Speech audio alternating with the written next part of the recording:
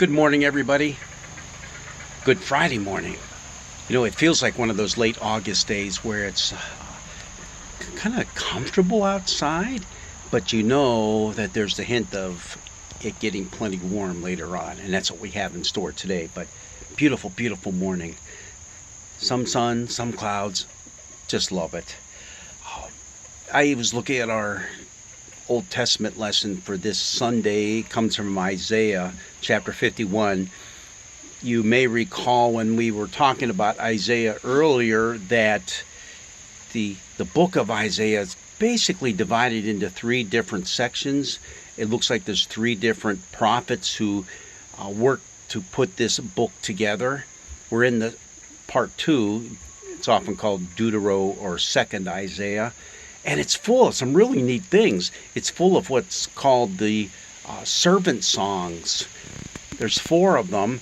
One of them is the suffering servant song. And when we get into Lent and Easter time, we see that that's an overlay of Jesus. We've appropriated that as Christians to refer to our Messiah, Jesus. So it's kind of neat. And the reading that we have for today is sandwiched between 2 of those servant songs.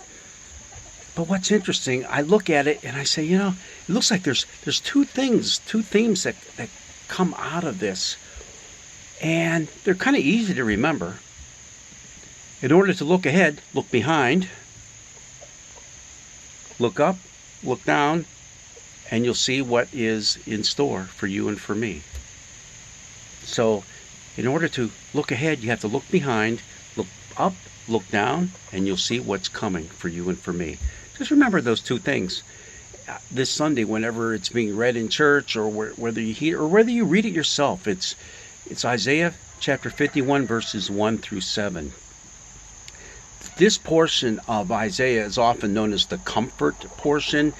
This prophet was writing during the time that the Israelites were beginning to pack their bags to come back to Jerusalem. They were going to be released from captivity in Babylon. And most of the people that he's speaking to, they weren't born in Israel. They were born in captivity. So this is kind of a what I want to say, there's a lot of mixed feelings about this because, hey, this is where we were born and raised. Now we're leaving this to go back to what you say is so great and wonderful. And as we'll find out when we get to 3rd Isaiah, it wasn't so great and wonderful. But that's for another day.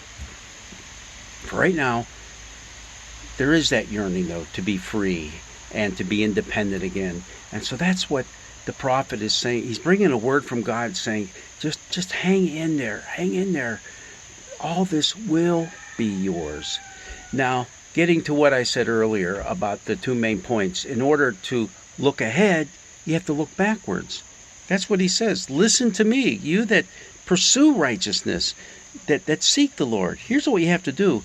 Look to the rock from which you were hewn, and to the quarry from which you were dug. In other words, look back on your history. Look back on where you came from. And where is that? He mentions it here. Look to Abraham and to look to Sarah, the father and the mother of many nations. If you forget where you came from, sometimes it's hard to see the clear path ahead and to see the hope and the promise that awaits us. So, in other words, don't forget who you are, whose you are.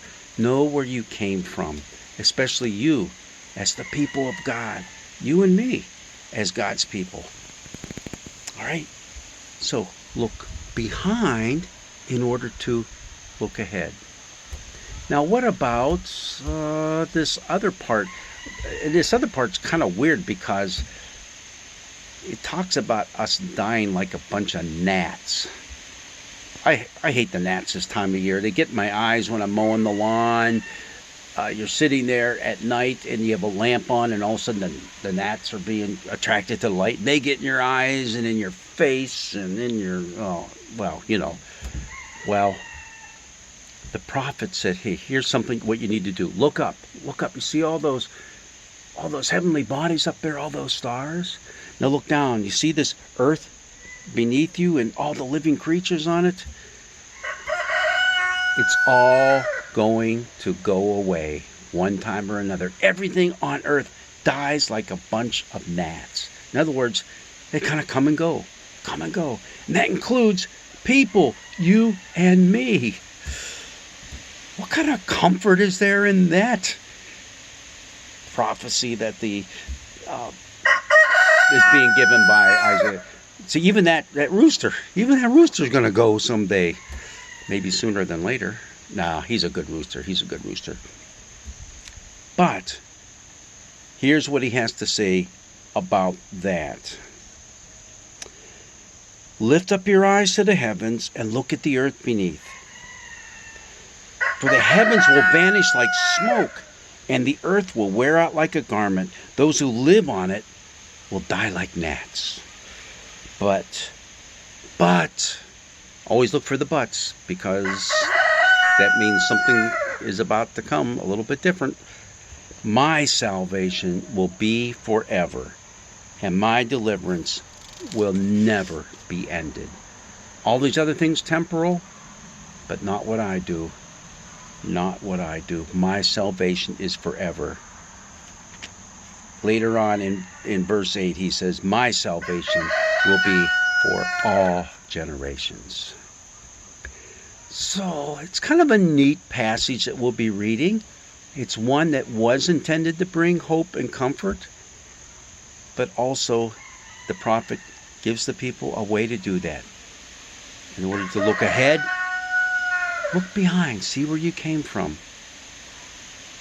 Look up and look down, and then you can see what is coming, what really, truly matters for us as his people.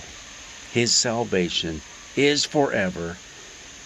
His love, his loving kindness is for everyone. God's blessings be with you. Enjoy your Friday and just soak it all up. Soak up the good sunshine and the warm weather of summer, because we all know what's coming in just a few months, because we've been able to look behind in order to look ahead. Blessings be with you.